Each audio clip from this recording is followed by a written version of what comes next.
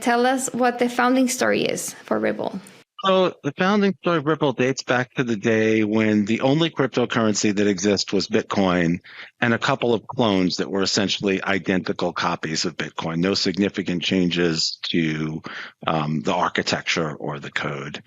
And it began with an idea that proof of work wasn't what made Bitcoin so special. So at the time, because proof of work was the biggest new thing in Bitcoin, there had been a number of previous cryptocurrency type projects that didn't really get off the ground, like B-Money and Hashcash. And the thing that made Bitcoin different from its predecessors was proof of work. That was like the incremental improvement. And so it's natural to think that if Bitcoin is like so much better than its predecessors and proof of work is what's new in it, that proof of work is what makes it so much better.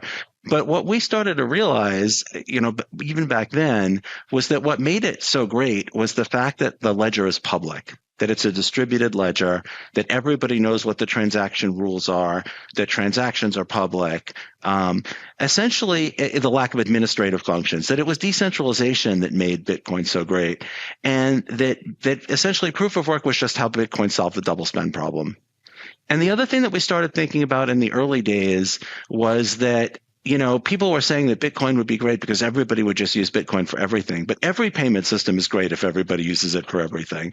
The problem with payment systems is that there are so many of them, and there aren't a whole lot of them, they're for no good reason. It isn't just that everybody created their own because, they have different features, like they are in different jurisdictions. There are payment systems that are tied to jurisdictions. There are payment systems that have very high speed payments. And if you think about it, the way you buy a multi-million-dollar piece of property and the way you buy a stick of gum probably shouldn't be the same. Like there's very good reasons why they should have different characteristics. And so what we started to think about was a payment system that was decentralized, that had the features that we thought were the best about Bitcoin: no administrative functions, decentralization, everybody can enforce all of the system's rules, but that was a multi-currency system that could be faster and cheaper. We also kind of bought into the be your own bank, no middlemen, and miners or block producers are middlemen in the sense that they have interests that are different from the people who transact, like they want high transaction fees. Whereas obviously if you use the system, you probably want low transaction fees. So to focus on this sort of rapid, low-cost payments, cross-currency, cross-issuer interoperability, we designed the XRP ledger roughly June of 2012. And because it doesn't have proof of work, there's no way that it can allocate currency. So it has 100 billion XRP. Initially, it just sort of sits in the Genesis account. And we built what we thought would become a new approach to global financial transactions. In about September of 2012, Jed McCaleb, myself, Chris Larson, Arthur Brito, a couple of other people, Stephen Thomas, created Ripple, the company, to develop software to support the new financial infrastructure, to distribute XRP, and to use XRP as a bridge currency, like in payments. It wasn't that long before we figured out that like institutional adoption kind of wouldn't happen by itself. We're also a key contributor to the XRP ledger, bringing features like real-world asset tokenization, DeFi, new features like the automated market maker. Our focus as a company has been very much on financial institutions using digital assets, XRP, to lower costs with cross-border payments, using it as a source of liquidity, using it as an intermediary asset. But because it's a decentralized ledger, everybody is welcome to use it, however they want. Awesome. Great overview. So we have XRP, the cryptocurrency, XRP ledger. That's the network, the distributed network or blockchain, and Ripple Labs, which is the company building for XRP ledger. I understand there's also something called RippleNet. Is that right? Is that also a part of the ecosystem? So RippleNet it's a division within Ripple. I guess we call the product Ripple Payments. But the idea is to provide institutional payments that can settle with digital assets like XRP. One of the problems that we discovered really quickly is that you kind of need to get institutional adoption. If you look at features like the internet, a lot of the early adoption was universities, it was military, it was large companies, and that kind of paved the way for more grassroots adoption. and everybody in the industry was focused directly on grassroots adoption. So we realized somebody would have to make institutional products. Like if banks were going to use digital assets to settle their payments, somebody would have to make bank-grade software and systems that could settle with digital assets. And so we developed, gone through a number of name changes. We currently usually call the product Ripple Payments, but the division inside the company that builds this is called RippleNet. And this is a proprietary product. It's owned and managed by Ripple. It's sold to financial institutions, mostly non-bank financial institutions, but also banks, payment companies, large corporates to make institutional payments. And a big feature of RippleNet is that it can settle with a digital asset. It doesn't have to.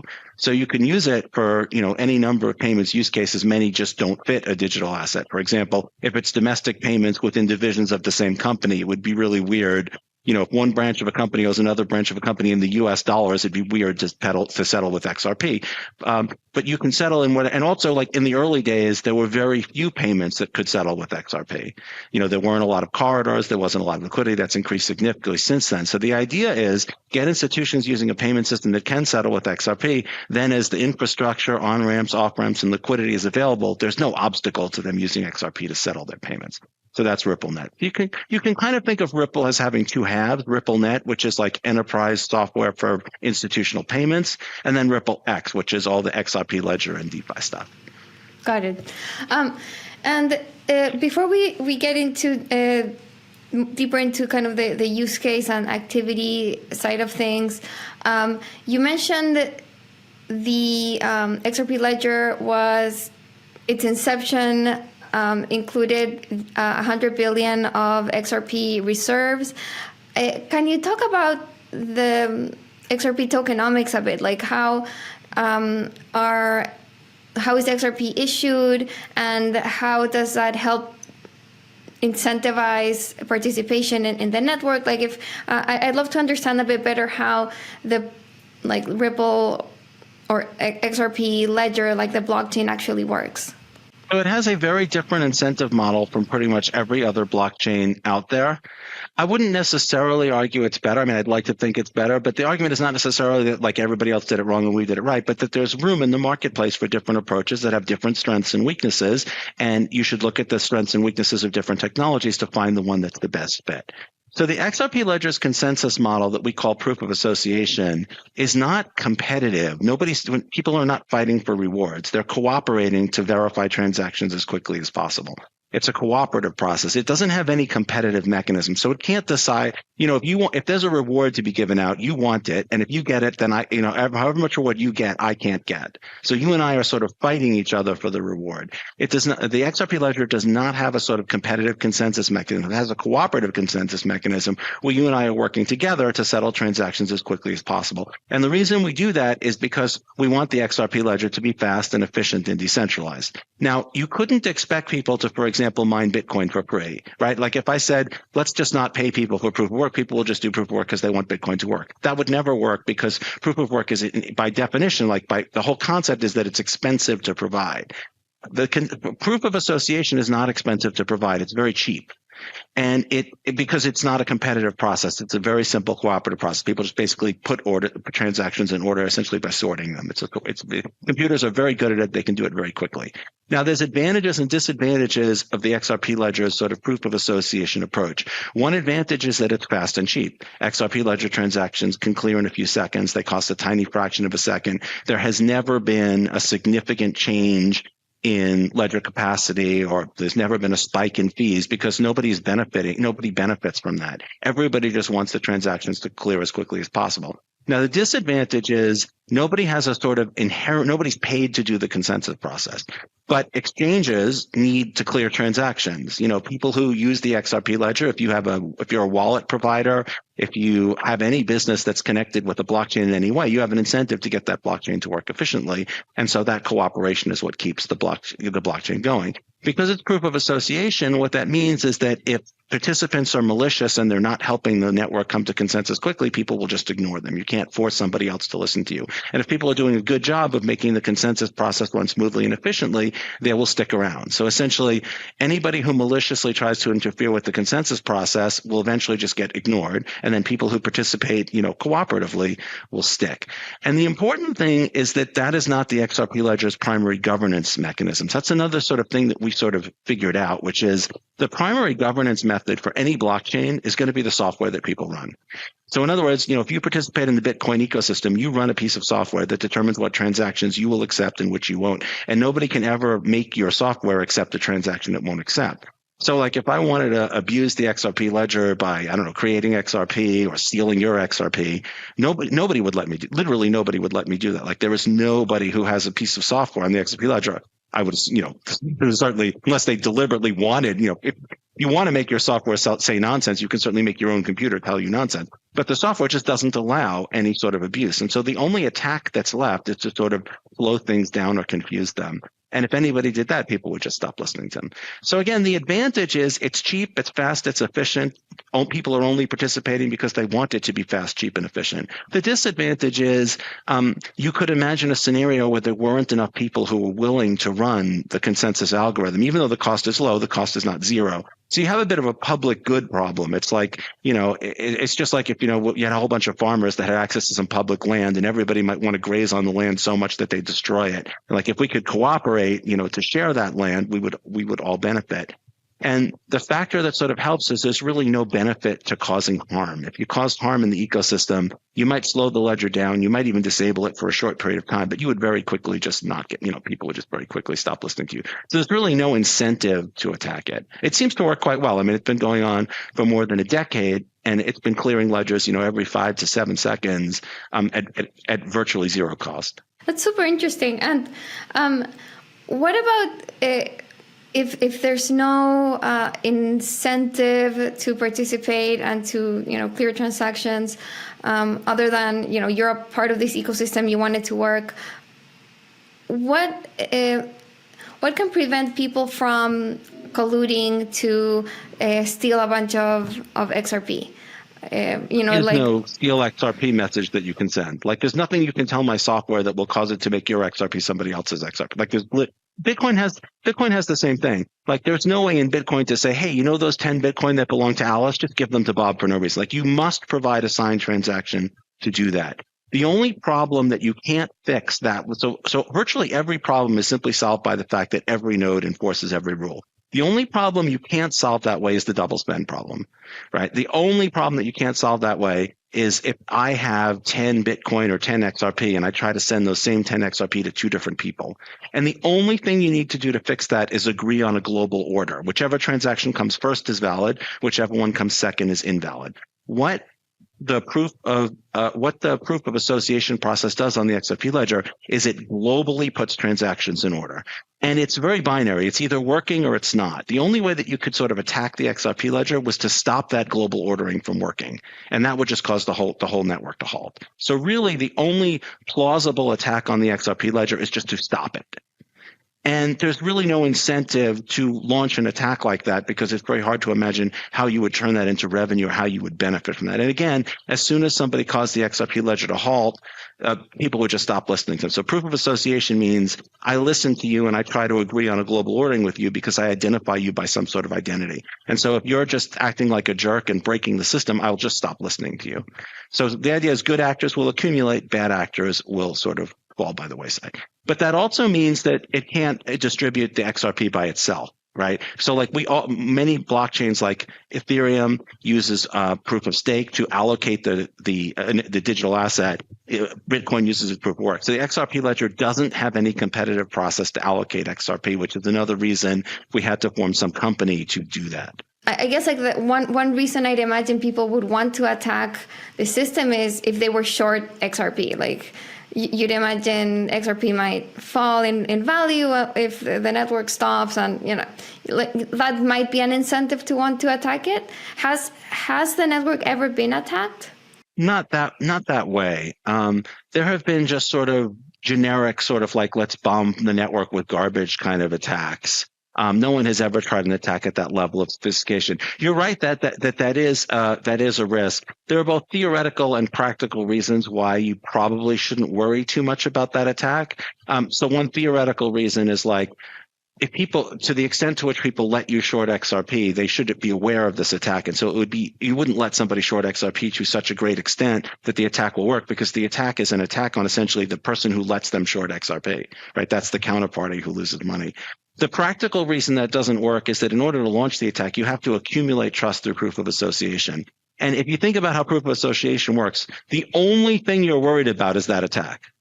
Right? Like when you choose the participants that you're willing to work with to come to consensus, your sole criteria is they're not going to collude to break the network. So if you're specifically choosing people by their unlikelihood to collude to break the network, and nevertheless they still collude to break the network, you're like the worst at choosing possible. And if you compare it to things like Bitcoin or Ethereum, Bitcoin, whoever has the most essentially proof of work can launch that exact same type of attack. And so being forced to choose whoever has the most money versus being able to choose who you get to who being able to choose, it's hard to imagine how being forced to trust the party that has the most money like is somehow a better model. But in practice, like it's an extremely difficult attack to launch, and you would only be able to halt the network once for a fairly short period of time. So, and you would have to accumulate that trust. So from a practical standpoint, like, you know, to the extent that you worry about a double spend attack in Bitcoin, which is you should understand it, and everybody should know that that attack is possible and what the mitigations are. I would say this is kind of in the same category. You worry about it, you know, no, but should people understand it and understand the mitigations? Yeah, I think so. Because that is the attack that's left. It never happened. Super interesting stuff. And just a quick note on that: how many nodes are there in the network today? Yeah, I think last I checked, there were about 600 nodes, of which a little over 100 of them were actually participating in the validation process, kind of analogous to full nodes versus nodes that are actually mining, like in Bitcoin. So I think there's about 600 full nodes and about 120 of them participating in the consensus process. Okay, got it.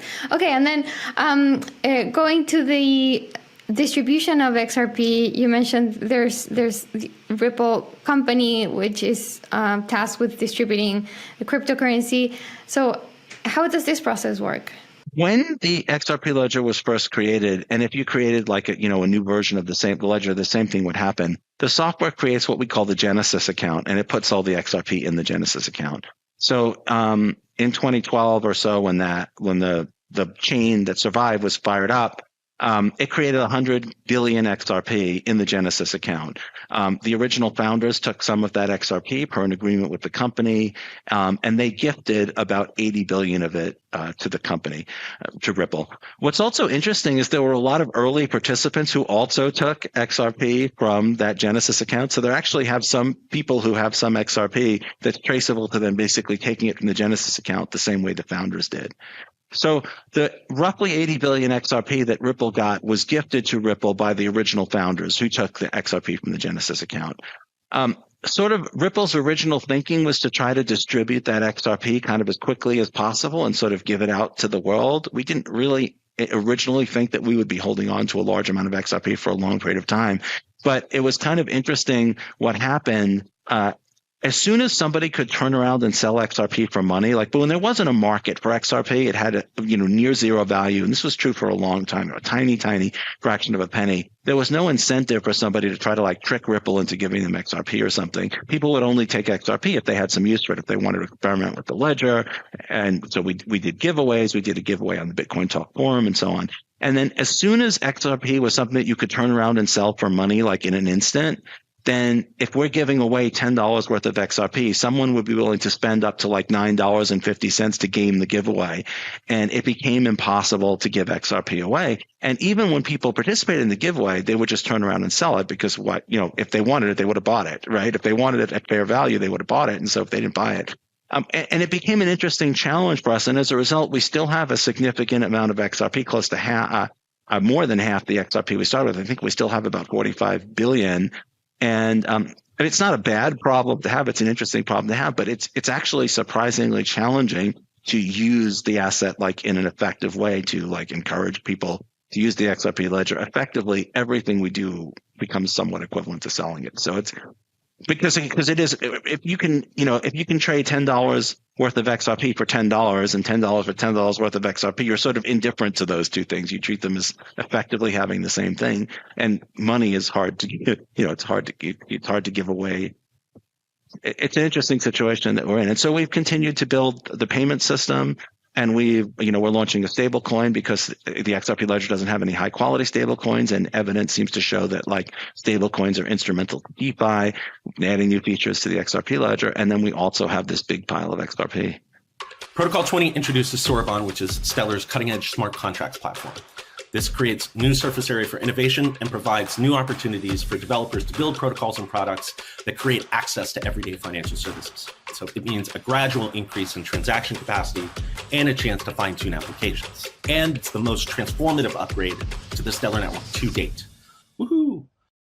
So it's interesting, like there's no set mechanism for XRP to be issued. Like you're not like using it to periodically reward like users or devs or nothing like that. It's like more kind of ad hoc sales. Kind of has to be, because we're a company, and like you can't just sort of give money without like knowing who you're giving money to. There's certain we are a US corporation. Tell that to the airdrop people. Yeah, no, I know. It's funny too. We're fairly conservative from a regulatory standpoint.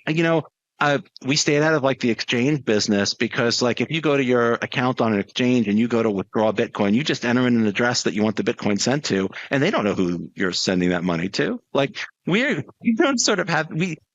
surprisingly conservative. We have regulated services for banks. We have, any number of licenses as a payments company. We have a Bit license. Like airdrop.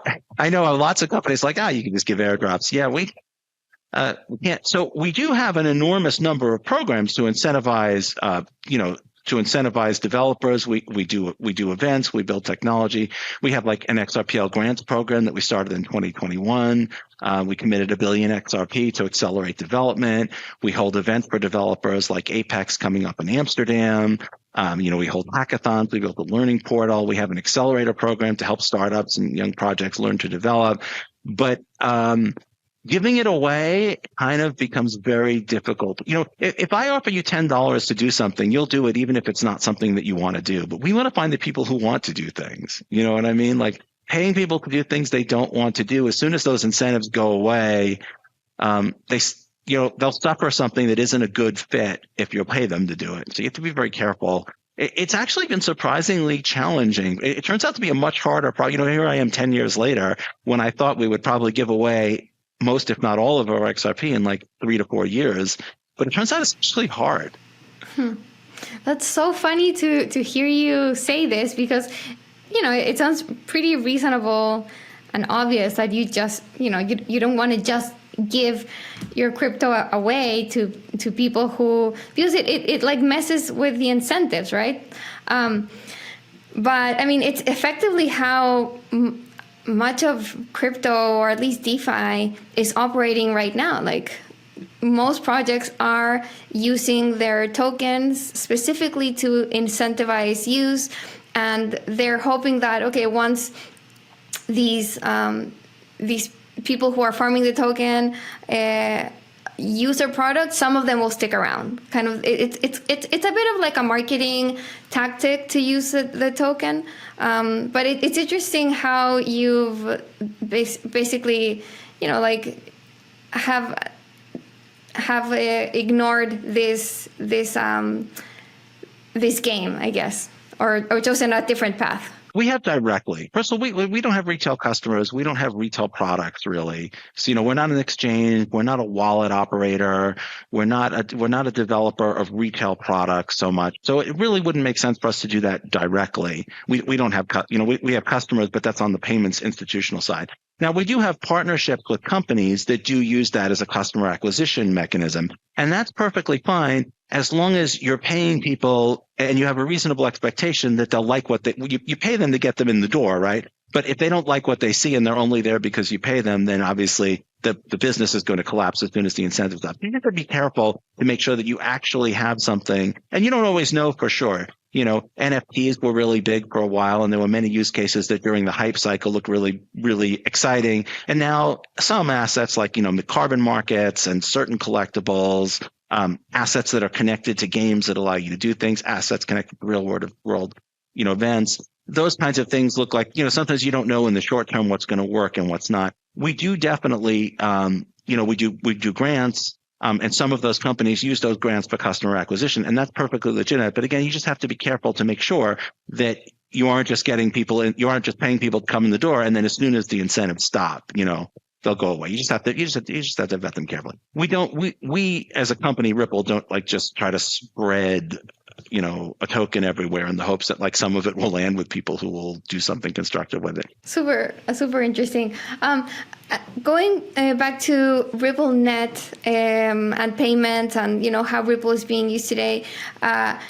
So you said that you've built this payment software that can accept crypto, but it doesn't always. Can you dive a bit deeper on how Ripple, the Ripple ecosystem is being used today? Like how many financial institutions are using this software? How many are actually using XRP or crypto? And how many are using just the software for payments? I'd love to kind of get a sense of the activity that's happening today. So we adjusted over time. At first, we just wanted to get as many customers as possible, and we wanted to understand, how they were using the network and where the opportunities were to use XRP and digital assets for settlement. And then for a long time, our focus was exclusively on customers that would use XRP for settlement. Today, it's kind of somewhere in between those two approaches. It's difficult for us to use XRP for settlement in the United States right now because of litigation issues. So a lot of our expansion has been in the Middle East, in Asia, South America, Europe, in those kinds of areas. I don't have the exact numbers in front of me, but the way our customers use it is as a payment product, as an institutional payment product. Customers use it for use cases like their own internal treasury functions, like remittances and so on. And again, this is an institutional sort of traditional finance product, but in many cases it uses XRP as the intermediary asset. So a good example would be a customer who wants to send, let's say, a remittance payment from the United States to Mexico. And so what they can do is they can buy XRP at an exchange in the United States, send it to an exchange in Mexico on the XRP ledger, and then use essentially an off-ramp. They sell the XRP for Mexican pesos, and they use an off-ramp that's actually connected to the Mexican exchange. And as a result, in maybe 60 to 80 seconds, they've completed a payment from all the way from U.S. funds down to Mexican pesos. And most of these corridors are open. They don't close on holidays, right? They're open whenever. The domestic outbound payment might be delayed until the domestic payment system is open, but the rest of the payment path can take place at any time. And what's nice about that is the only reason why people generally wouldn't want to use a digital asset for settlement other than regulatory issues is volatility, because the price, can change. You don't have to hold the digital asset for more than, 80 seconds. And if you think about the volatility of XRP over 80 seconds and you compare it to holding Mexican pesos through the weekend, right? Even though XRP is more volatile than Mexican pesos, XRP in 2 minutes is not more volatile than Mexican pesos over a holiday weekend. The other advantage is that many payment solutions either have high cost because you're using other people's capital, or you have to keep piles of capital in every corridor that you might want to pay out in. So if you wanted to pay out in Mexico, you might have to keep Mexican pesos in Mexico. But if you don't know how many Mexican pesos you need, you have to hold more than you need. And you also might have a pile of euros in Europe and a pile of dollars in the United States and so on. The advantage of using a digital asset is you can hold a big pile of your local currency. You can hold a big pile of dollars, and you can convert that into whatever currency you need immediately in the destination country. So if you need Mexican pesos in Mexico, you can have them in less than a minute anytime, day or night, holiday. And so that creates a great experience for customers where they don't have to pre-fund, all around the world. They don't have to anticipate which corridors they're going to need funds in. Again, that's a regulated institutional product. The big thing about it from Ripple's standpoint, and the reason we built it, is because it can, settle with a cryptocurrency. It's also a distribution channel for enterprise DeFi. Like Ripple's company strategy on the Ripple Net side, especially, is around bringing institutions access to DeFi products and services that probably not existing ones that won't meet the regulatory requirements, but future like true DeFi applications that can meet the regulatory requirements. And this is a distribution channel of companies that are already running our software in their payment flows. And so like lending products, real world asset, like tokenization of securities, tokenization of financial products, serving future customers, through crypto payment channels and crypto on crypto blockchains. These are financial institutions that are already running Ripple software right in their payment and customer flows. Right now, would you say most of volume for Ripple is cross-border transfers? Yeah, we focus for, in the early days, we would pretty much just take anyone who wanted to do anything because we just wanted to get, as much volume as possible so that we could be strategic later about what corridors. And then we looked at what corridors, first of all, where a digital asset would be competitive. So if you have a shortage of customers, you'll take anyone who walks in the door. But when you have your choice of who you're going to target, you think about what makes the most strategic sense. And obviously, we built the network to settle with XRP. So we're like, let's find customers who are, have the best candidate to settle for XRP. And we just targeted non-bank financial institutions.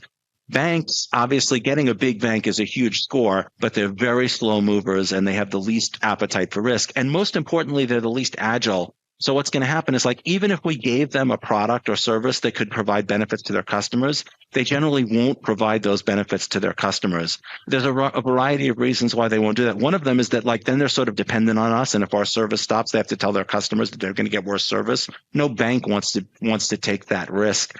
The other problem is, imagine if your bank told you that some of your payments would be fantastic. You'd be like, well, why aren't the other ones fantastic? We couldn't do everything. And so we focused on businesses that could become Ripple success cases where they would say, hey, Ripple, where it was a good fit. We said, look, here's a case. You're doing remittances in the United States to Mexico. You could settle with XRP. It makes sense. And then you could provide better cost and better features for your customers. You could provide them, better telemetry of where their payments are or services on days and nights and weekends when they wouldn't ordinarily get services, where they'll push the benefits all the way down to the customer. So we focused on the customers that align with our strategy. And that initially that was non-bank FIs, largely remittance use cases where they would be willing to settle with XRP, where it made sense for them because we had sort of, we could choose who to target. And so now, I think certainly all of our new customers are customers who are using digital assets of some kind to settle. XRP doesn't work in every corridor, and it isn't always the most economic. And we made a decision that, like, we wouldn't turn a customer away because they couldn't use the model that, like, we like best. Like, we want to give our customers the best experiences. We want to provide them a vast array of services, and then it's on us to make the technologies that we want work the best, where the markets are. And so that's kind of where we are now. Okay, so that means, so right now, are non-bank financial institutions still your main users, your main clients? So, I mean, we're looking at other target customers. Crypto natives, I think, are a big up and coming area, which are like companies that provide services to customers who are crypto aware. So, like, if you look at, like, a traditional customer of ours might have been a company like MoneyGram. Like, they do remittances. They have retail customers, but the retail customers don't really care what goes on behind the scenes. All they know is that they put dollars in, and Mexican pesos come out. I think a new target for us, I guess two new areas. So one of them is crypto natives, which are companies that are, like, providing services to customers who are crypto aware, like they're providing on-ramps and off-ramps and exchange services and payments right out of crypto wallets. One of the reasons they have the regulatory appetite, to use a digital asset because they're already using digital assets in their customer flows, and also because they're facing more friction. So if you have a perfect solution, you can take on use cases that are already pretty efficient, but where you're still sort of working, where you're trying to, like, get everything dialed in. If you start with a customer who has more problems already, you don't have to be as good to be a lot better. And so it makes sense to target the customers that are getting the worst experiences in the traditional financial system first. And obviously, crypto natives fall into that. I think another area is small to medium enterprises because they're not as well served as they could be, and because they are more sort of willing to, more willing to try new things. So these are companies that could, like on the very large end, they're companies like Amazon, Uber, Airbnb, companies that have to make payments throughout the world to like tens of thousands of endpoints. Like a traditional company, if you had to make large numbers of small retail payments, they were through physical stores to people who walked in the door. But typically, you wouldn't even do that, right? You would accept payments from lots of customers if you had a physical store, but you didn't have tens of thousands of vendors that you were making payments to. But Amazon does, right? They have something like 35,000 vendors. Uber has every driver, they have to make payments to. And so these types of small to medium enterprises that have these unusual use cases that are poorly served by traditional, Uber needs to make a payment on Christmas because, you drove because you didn't have enough money to buy a Christmas present or something. Like they want that money in your pocket immediately. So those types of and the very largest can hire hundreds of payment engineers, right? Like Airbnb, Uber, Amazon, probably they've already spent probably $1 billion each on solving these problems. But if you want to compete with them, you want to be a small to medium enterprise playing in that pond. Do you want to spend $1 billion hiring hundreds of payment engineers to be able to? No, right? You want some other solution. And so those are good target markets. Banks, it's very sexy when you close a deal with the bank, and we do that sometimes, but they're very slow movers. They're very slow to execute. They're very conservative. They're never going to be Ripple success stories, and it's hard to get them to push the benefits down to their customers because that's risky for them, and then it highlights where they're inefficient. So we focused a lot on banks in the beginning just because a press release with a bank is a big thing, but we discovered they're just very slow to move. Like if all they want is a press release, now we're like, hey, like we want to actually like move billions of dollars now. And they're like, yeah, we kind of don't. So that makes sense. Okay, so right now it's still financial institutions like MoneyGram doing remittances, and then the next focus will be companies that need to make global payments, like something like an Uber competitor maybe, who doesn't want to spend so much money on like all these payment engineers, and crypto natives like on and off ramps will be your next focus as well. And to get a sense of like the volume that you're actually doing right now with your current clients, how much are you moving? I don't know, what's a good measure, daily or monthly? No, it's funny. I actually don't recall the volume number on RippleNet. So I'm mostly on the DeFi XRP ledger side, and so I can't remember. I don't remember that number offhand. Sorry. And like a ballpark, even if it's not. I mean, it's in the billions, but I mean, I don't. Okay, no worries. I can follow up later on that. But each year, so Las Vegas, that's all kind of the payment side, which has been like your main use case up until today, and now you're developing more DeFi use cases. And I guess like it really did make sense for you guys to start to launch a stable coin. Like your main thing has been payments, and like you said, even if it's not very attractive to do payments without volatile assets, even if you're holding it overnight or whatever, I think people will still prefer something that's closer to the dollar to make those remittances and cross-border transfers. So yeah, when I saw the announcement that Ripple was launching a stablecoin, it was like, of course, like it does make total sense.